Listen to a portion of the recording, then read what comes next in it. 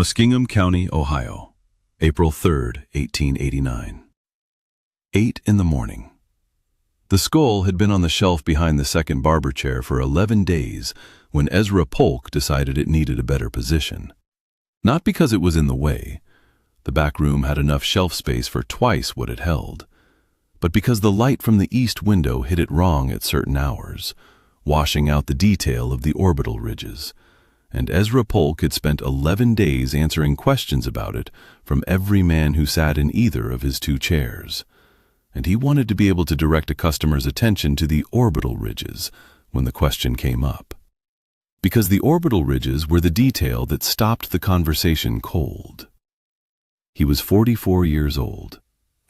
He had been cutting hair in Zanesville, Ohio since 1873, first in a single chair shop on 5th Street, and then, since 1881, in his two-chair establishment on Main Street, with its east window and its back room and its shelf space that over the years had accumulated the miscellany of a man whose customers liked to talk and sometimes brought things in to show him. He had a collection by 1889, not a curated collection, not an intentional one, but the accumulation that happens when you are the kind of man people bring things to.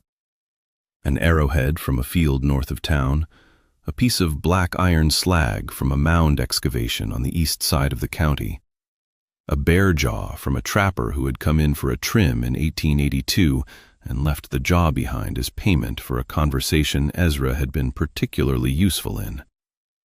The bear jaw was on the third shelf from the top. He moved it to the fourth shelf and put the skull in its place, where the morning light came at it from the side rather than straight on, and the orbital ridges caught the shadow, the way a face catches shadow, and the detail showed. The skull had come from a mound excavation at the Hendricks farm, 5 miles east of Zanesville on the Muskingum River bottomland, where a drainage project had cut through the base of a low earthen mound that had been a feature of that river bend for as long as anyone in the county could remember. The contractor who found it, a 37-year-old man named George Hess, who had been doing drainage and grading work in Muskingum County since 1876, had brought it to Ezra Polk because Ezra Polk was the man in Zanesville to whom you brought things you didn't know what to do with. Not the sheriff, not the newspaper, not the historical society. Ezra Polk. He had that reputation. He had that reputation because of the bear jaw and the arrowhead and the iron slag and all the other things on his shelves, and because his back room had become, over 16 years of accumulating, the closest thing Zanesville had to a museum of local curiosities, and because Ezra was the kind of man who took things seriously without making a performance of the seriousness. He looked at what you brought him, and he asked the right questions, and he gave you his honest assessment, and he did not exaggerate for effect. George Hess had brought the skull to Ezra because he trusted Ezra's honest assessment, and Ezra's honest assessment, delivered without exaggeration, was that he had never seen a skull of those dimensions in 16 years of accumulating skulls, bones, and other things people brought him from Muskingum County's ground. But here is what the Ohio State Archaeological and Historical Society, the Smithsonian Institution, and the Muskingum County Historical Society have spent 136 years making sure you never ask about. Zanesville occupied the confluence of the Muskingum and Licking rivers in the geographic center of eastern Ohio, and the county around it was among the most densely mounded terrain in the state. The Adena and Hopewell cultures had built extensively along both river valleys for roughly 2,000 years before European contact, and by 1889, the agricultural development of the county had disturbed, plowed down, or excavated a significant proportion of those mound sites. The county had produced a steady stream of burial material since the 1830s: skeletal remains, copper ornaments, pottery, shell beads, most of it documented in the Ohio State Archaeological and Historical Society's survey records, and a fair amount of it in the Society's collection in Columbus.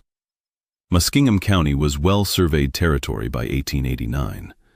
What came out of the Hendricks farm mound was not consistent with any survey record the county had previously produced. George Hess had not measured the skull before bringing it to Ezra. He had simply picked it up from the drainage cut, noted that it was larger than anything he had seen in 12 years of turning up burial material across the county, and brought it to Zanesville, wrapped in his work jacket. Ezra had measured it the first evening, before he put it on the shelf. He had used his hat-sizing calipers, not the most precise instrument in the world, but the instrument he had available, and the instrument whose use he understood completely, having used it on several thousand heads in 16 years of barbering. The measurement he took was of the cranial circumference, the same measurement he used to size a hat, the tape running around the widest horizontal plane of the cranium. His own head measured 22.5 inches in circumference, a normal adult male head. The skull from the Hendricks farm mound measured 31 inches.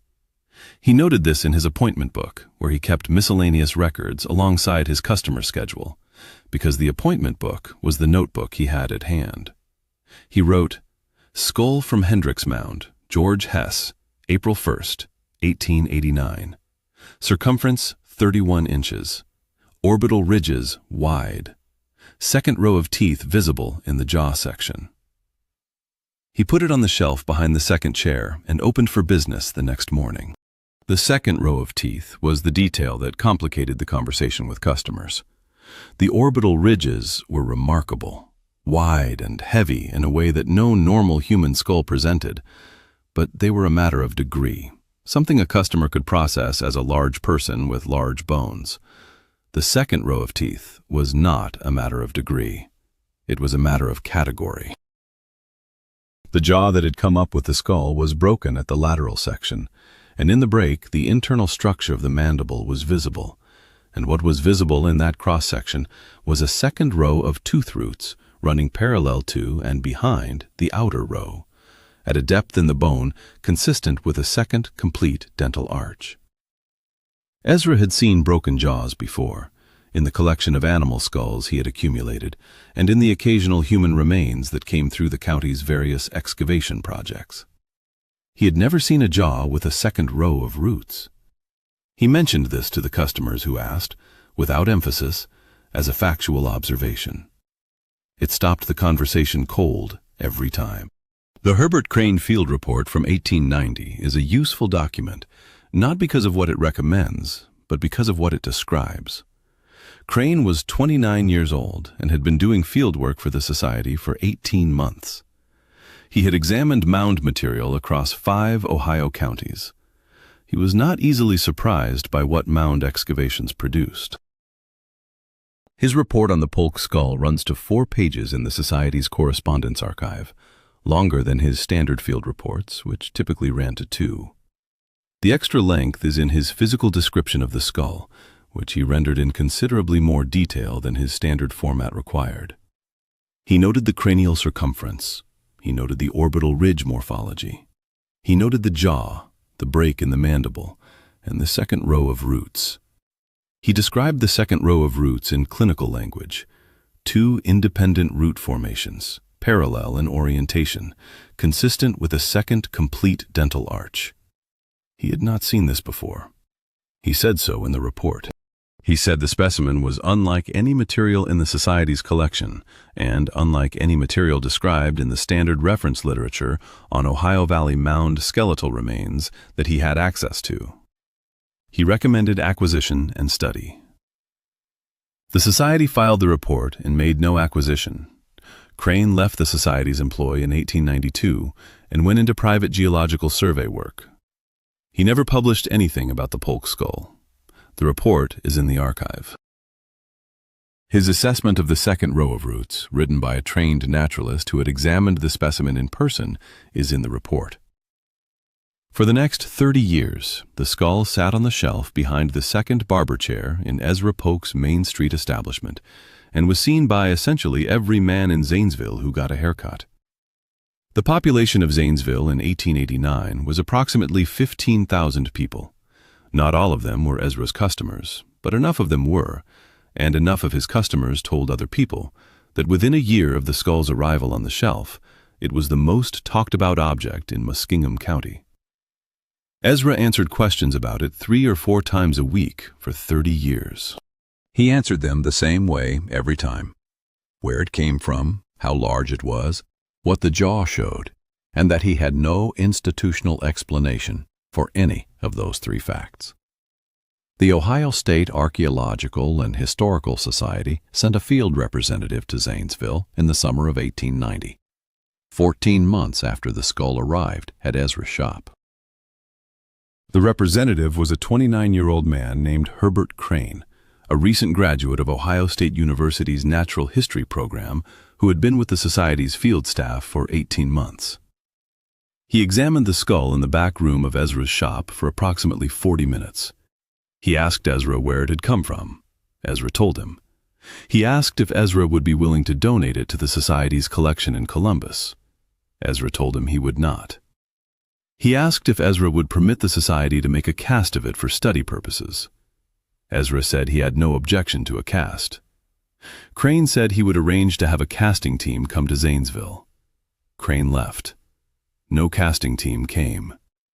Crane filed a field report with the Society, describing the skull and its provenance and his conversation with Ezra. The report is in the Society's Field Correspondence Archive in Columbus. It recommends that the Society pursue acquisition of the specimen through donation or purchase. The Society made no further contact with Ezra Polk in the 14 years before the skull came to the attention of a different set of institutional representatives. In the summer of 1904, two men arrived at Ezra's shop who were not customers and did not identify themselves as being from any institution he recognized. They wore dark suits in July weather that made them conspicuous in a barber shop that served working men, and they asked to see the skull in the back room. Ezra showed them.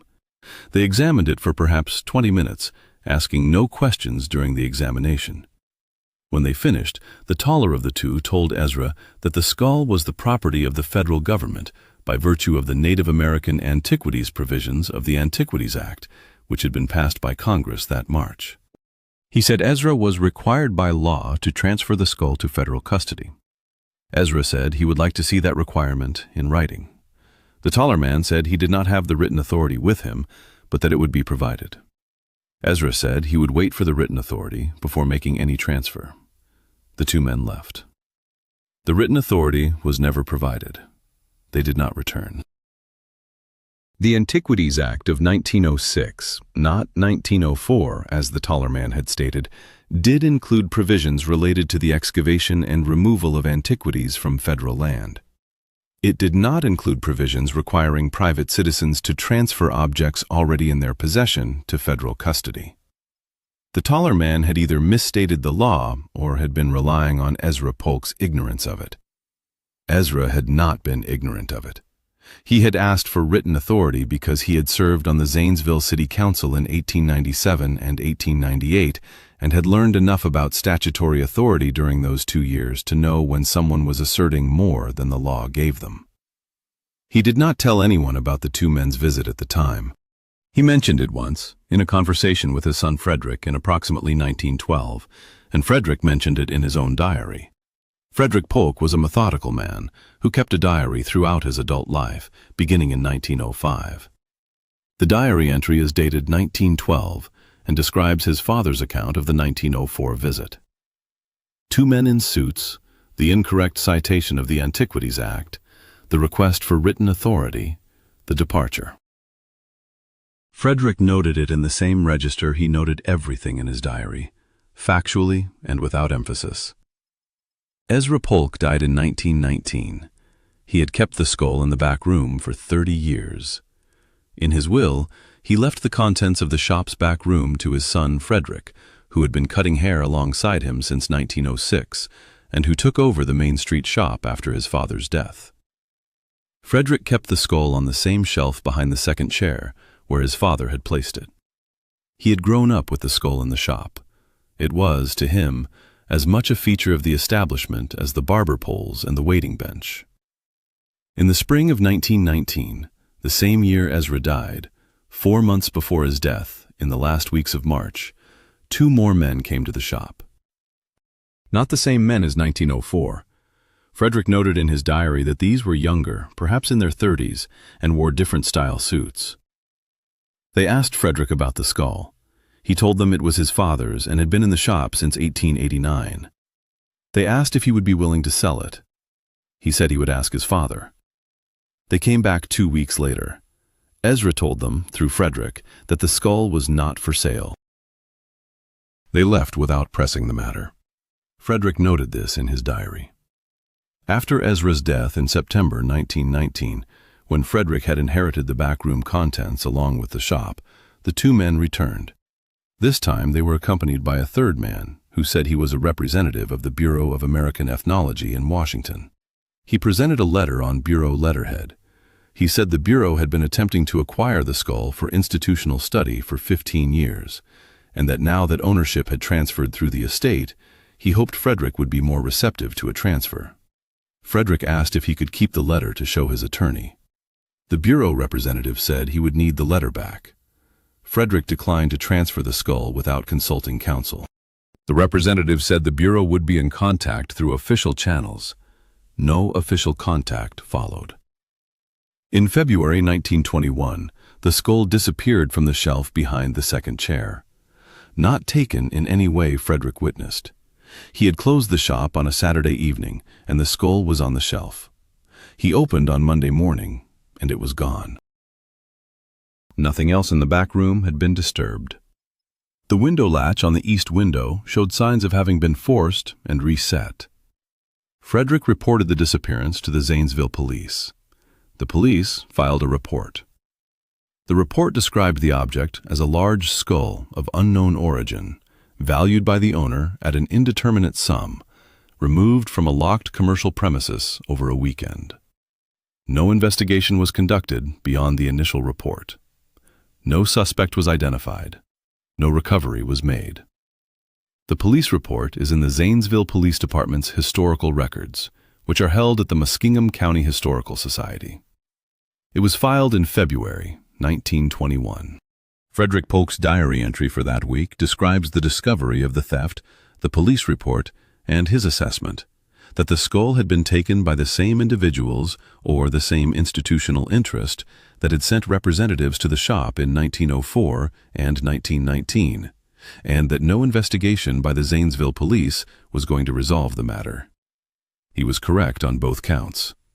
The specific detail of the forced and reset window latch that Frederick noted in his 1921 diary entry is worth examining.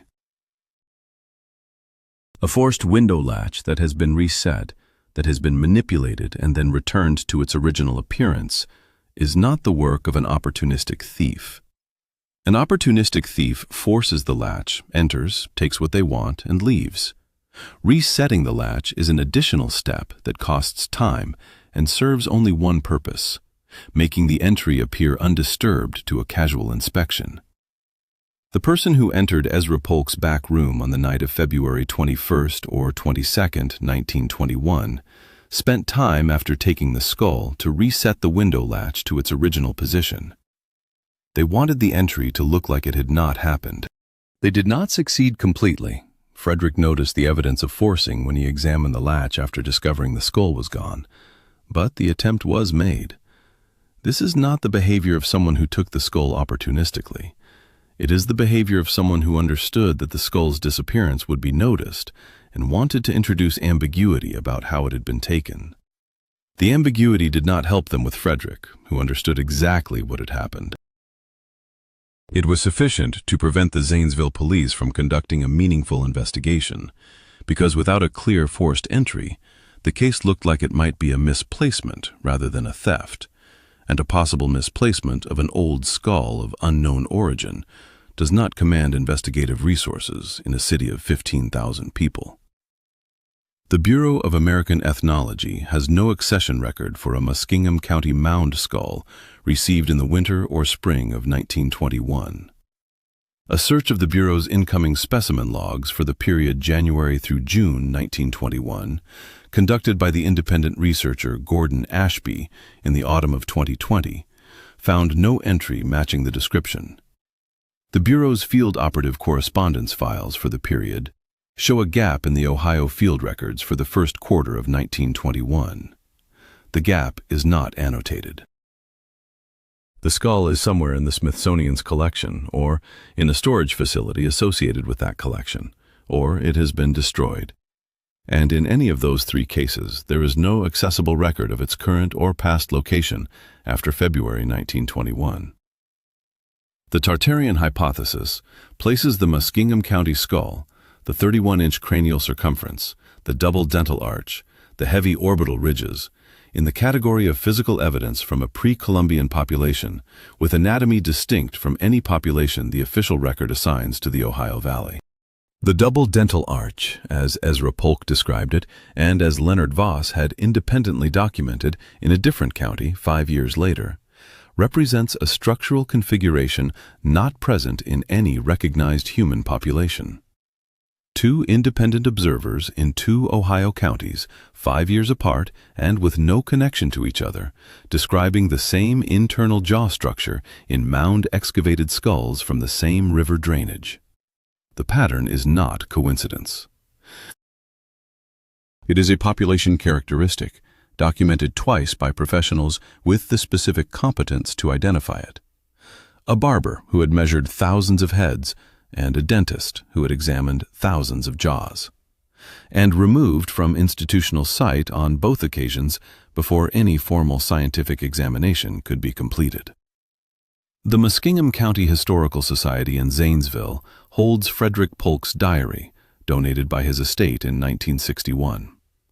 The diary runs from 1905 to Frederick's death in 1953, and contains the entries describing the 1904 visit, the 1919 visits, the 1921 theft, and, earlier in a 1906 entry recounting a conversation with his father, a detailed description of what Ezra had told him about the skull's dimensions and the double dental arch. The Society's finding aid lists the diary as Personal Papers, Frederick Polk, Barber, Zanesville, Ohio, 1905 through 1953. The collection is accessible by appointment. The 1921 police report is in the Muskingum County Historical Society's Law Enforcement Records collection. It is a single page. The skull is not in it. Ezra Polk, 44 years old, April 3, 1889. He moved the bear jaw to the 4th shelf and set the skull from the Hendricks farm mound in the morning light from the east window, angled so the shadow caught the orbital ridges, and went out to the front of the shop and opened for business. He would answer questions about it 3 or 4 times a week for the next 30 years. He answered them the same way every time, without exaggeration, because exaggeration was not his register. The skull was this size. The jaw showed this. He did not know what it meant. He noted it in the appointment book and put it on the shelf and let the light show what the light showed. The skull was taken from that shelf in the winter of 1921. The appointment book entry that Ezra made on the evening of April 1, 1889, is in the Muskingum County Historical Society in a folder of Polk family papers that Frederick donated along with the diary. The circumference figure is there, 31 inches, written in pencil in a barber's appointment book, beside the customer schedule for a Thursday in April. The skull is not there. The number is. The structural engineer in Hardin County, whose assessment was revised, would have recognized the arithmetic. A number written in a professional record is the thing that survives. The object itself can be taken from the shelf. The number stays where it was written. There is one additional figure in this record who has not been named, the man who commissioned the drainage work at the Hendricks farm in 1889. The Hendricks farm was owned in 1889 by a 61-year-old farmer named Cornelius Hendricks, whose family had held the land since 1831. He had commissioned the drainage project because a section of his river bottomland flooded annually and was unproductive, and the drainage contractor, George Hess, had been recommended by a neighbor. Hendricks knew the mound was on his property. It had been there for as long as his family had owned the land, and his father had told him to leave it alone because it was old, and because disturbing old things in that part of the county tended to produce complications. Cornelius had left it alone for 30 years. The drainage project approached the mound base not because he directed Hess to dig through it, but because the drainage line that would address the flooding problem required a route that passed close to the mound's southern edge, and Hess had misjudged the line by approximately 4 feet. The exposure of the mound base was an accident. Cornelius Hendricks, when Hess came to him with the skull, told Hess to take it away and give it to someone who would know what to do with it. He said his father had been right about complications. He never spoke publicly about the mound or the skull or the drainage project. He died in 1901. His son, who inherited the farm, plowed the mound base flat in 1903 and planted the field. The mound site is now agricultural land with no surface evidence of what it contained. The Hendricks family papers, if they exist, have not been located in any accessible archive. The appointment book in which Ezra wrote the circumference figure on the evening of April 1, 1889, is in the Muskingum County Historical Society in a folder of Polk family papers that Frederick donated in 1961 along with the diary. The donation is listed in the Society's accession log as Personal and Professional Papers of the Polk Family, Barbers, Zanesville, Ohio, 1873 through 1953. The appointment book is described in the finding aid as Business Records, E. Polk, 1889 through 1919. The Society has not published a catalog of the specific contents of this folder. It is accessible by appointment. The page for April 1889 is in the book. The entry for April 1st is on that page, in Ezra's handwriting, in pencil, beside the customer schedule. The circumference figure is there. The note about the second row of teeth is there. It has been in that building in Zanesville since 1961. It has been accessible since it was processed and made available. 31 inches, written by a barber who had sized hats for 16 years and who knew with professional certainty what a number that large meant. The Muskingum County Historical Society is open Tuesday through Saturday. The finding aid for the Polk family papers is in the Society's card catalog. The appointment book is in the folder. The folder is in the archive. The skull that the appointment book describes has been in a federal collection somewhere for 104 years, in a catalog that shows no record of receiving it. The number is in Zanesville. The object the number describes is not. A barber's appointment book is a more durable record than a federal institution's accession log, because the appointment book was kept by a man who had no reason to hide what was in it, and the accession log was kept by an institution that did.